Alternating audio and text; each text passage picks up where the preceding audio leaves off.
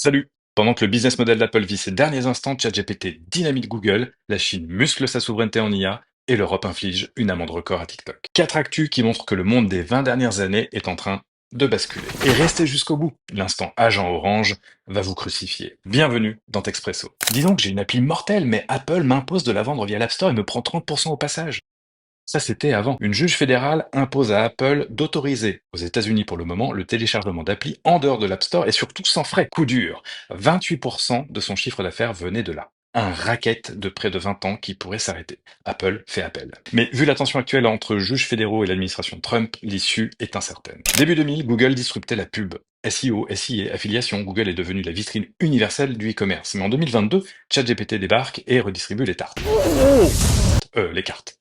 On ne cherche plus, on demande. Et demain, l'IA achètera pour nous. ChatGPT agit déjà comme un personal shopper. C'est la nouvelle économie.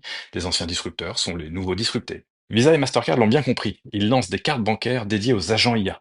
Le commerce conversationnel est là. Et vous êtes prêts? Selon Stanford, l'écart techno entre la Chine et les États-Unis est presque comblé. La Chine veut l'autonomie totale en IA et les restrictions sur les puces Nvidia n'ont fait qu'accélérer les choses. Huawei développe ses propres alternatives. Encore un pan de la globalisation tech qui s'effondre. Et l'Europe? Ah, peut-être faut-il se préparer à acheter chinois, faute d'avoir bâti notre propre souveraineté. L'Europe, elle, inflige une amende record de 530 millions d'euros à TikTok pour violation du RGPD. Pourquoi? Eh bien parce que TikTok est incapable de garantir que Pékin n'accède pas aux données des utilisateurs européens. De vos données, quoi. Évidemment, l'entreprise fait appel et jure la main sur le cœur que les autorités chinoises ne lui ont jamais demandé d'y accéder.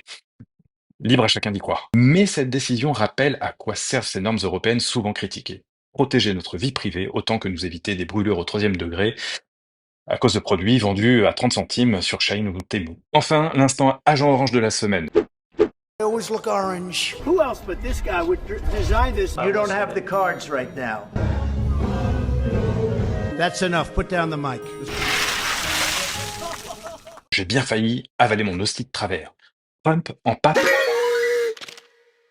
Ce n'est pas une apparition ni une hallucination de l'IA, c'est bien sa dernière lubie. Un Trump pontife, c'est comme Hanouna président ou l'abbé Pierre en prédateur sexuel. Un blasphème. Ah non, zut, le dernier, je crois que c'est vrai. Ces outrances qui, pour certains, sont de simples blagues boostées à l'IA, nourrissent pourtant un culte de la personnalité déjà bien costaud. Et à force, on risque de s'y habituer. Le tolérer ou s'en foutre aujourd'hui, c'est l'accepter demain. Ça vous a plu? Dites-moi en commentaire, partagez cette vidéo et abonnez-vous pour ne rien rater des prochaines Actu Tech et IA. J'ai failli oublier un big up tout particulier à Emmanuel Leneuf de Flash Tweet auquel je vous invite à vous abonner. Merci pour ton mug.